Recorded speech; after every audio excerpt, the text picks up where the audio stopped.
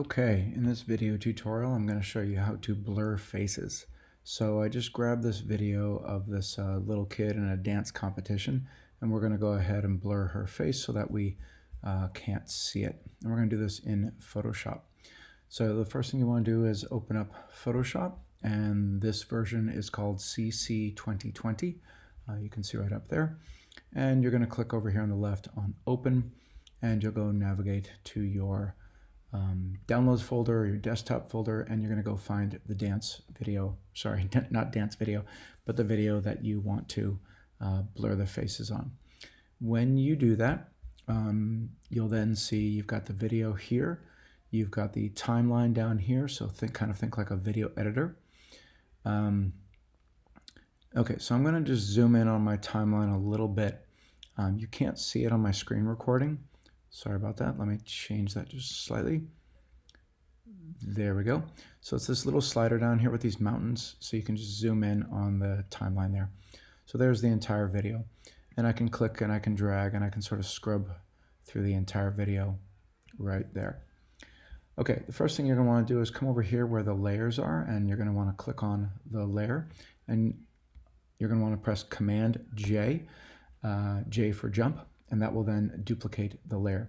And I'm just going to go ahead and change the name of this, and I'm going to just call this one blurred. And I just double clicked the layer's name to change it. And then I'm going to click and drag, and I'm going to drag up so it's actually outside of this folder here called Video Group 1. And what that does down here in the timeline is it puts the copy on a second track, a second channel. And then I'm going to click and drag and do the blurred copy right on top and make sure that they line up.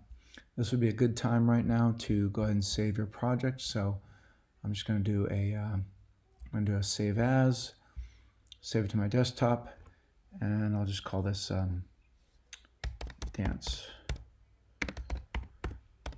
blur project. And you want to make sure that it is saving in the format of a Photoshop file. That way all your layers and everything like that can stay intact.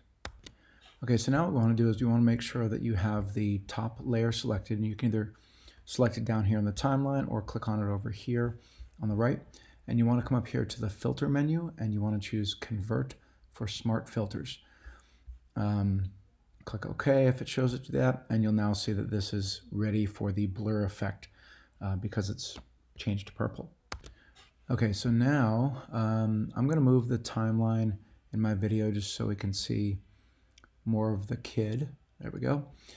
And so now what you want to do is you want to come back up here to the filter menu. You're going to go down to Pixelate, and you're going to choose Mosaic. And there we go. And you can kind of see it happening right here, and you can also click and drag and move around inside this little tiny window here. There we are. And there we go. And you're going to just basically change the this little slider down here to whatever you want. So I think less than 20 is fine. Again, we want to be able to see that it is a person, so don't go too high. And I think I'll probably end up on we'll do 12, something like that. And we'll click on OK. And I'll save. Okay, so now what we're going to do is we're going to apply that effect, the whole blurred pixelated effect, which is over here. It's called Smart Filters. And if we double click on this white rectangle here, you'll see that it opens up a little properties window here. You basically want to just have that floating over here. Then you want to click on this little button right here that says Add a Vector Mask. And what that's going to do is it's going to add this white box over here, which I'm not going to go into masks too much in this video, but basically it's going to allow us to only apply the pixelated effect to a certain location, and we want that location to of course be on their faces. Okay, so now make sure that you actually have this white rectangle here on the right selected, and you can tell it's selected by having these little white corners going around. Okay, so now we're going to come over here to the far left-hand side, and we're going to come down here, and we're going to click on the rectangle tool. With the rectangle tool selected, come up here to the top left and make sure that this little drop-down menu is set to path. When you do that, Then you're going to come out here to the video footage and you're going to click and you're going to drag out a box that goes around the area that you want to apply the effect to. And you can see immediately that the pixelated effect is now only happening inside that box there. If you have to make a choice, I would make the box bigger than you need to, and so that way you guarantee that you are covering up the kid's likeness there. Okay, so now on to the last part. We're going to come over here and we're going to go to our layer here for the blurred video. And we're going to click on this little downward, this little arrow here, and that's going to open it up. And you're going to see right here it says vector mask position. And we're going to click on this little symbol here. It's actually a stopwatch. I had to look closely at it. And that turns on, it enables us to actually animate. And you can see that over here, what it did was it added in a little diamond. That's called a keyframe in animation. Okay, so now what you can do is you can move the playhead to a different location, and you'll see that now she's moving over here to the left. So what I can do is I want to now be able to move the box.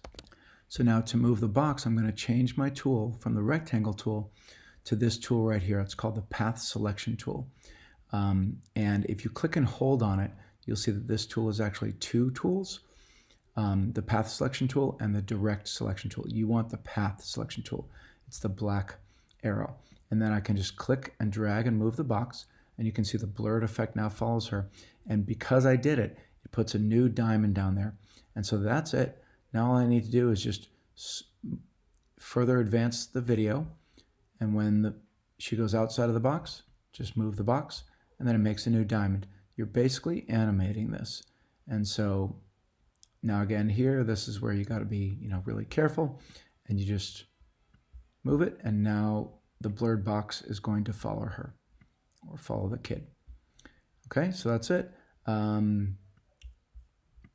Just continue this. It's really simple once you do it,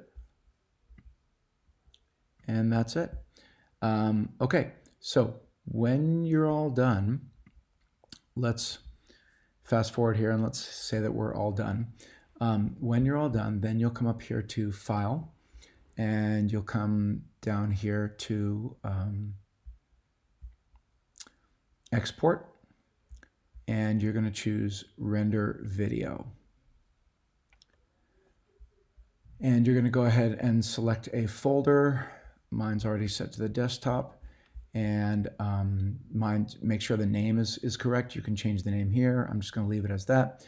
Leave all this stuff pretty much just the way it is, and just press render, and just wait. And based on how long your video is and how fast your computer is, this could take a minute, or this could take 10 or 15 minutes. Okay, so it's all done. It took a few minutes. And so here's the finished one. Let's just check and see. There it is. So you can see I was off by a little bit. There we go. Now I have it actually following her. So if you don't do it properly, that blurred patch will just stay there. So you really want to start your animation from the very beginning, of course, but this is for the demonstration of the tutorial, and you can see that it is in fact following her. If I just go ahead and press play on the video, we don't need to hear that. And there you go. So now you have that. Okay, so a final thought is what happens if you have multiple faces that you have to blur. So if you've got multiple faces to blur, excuse me, you'll want to come up here and you'll want to select the video of the blurred copy. So here it is here, and then press Command J one more time, and you'll see that now we have a duplicate. You'll then want to drag the track over to the left so they're all syncing at the same time, and then you're going to want to basically repeat the process. So this is for kid number 2. You'll open it up, make sure that you select the vector mask over here on the right, which is the box.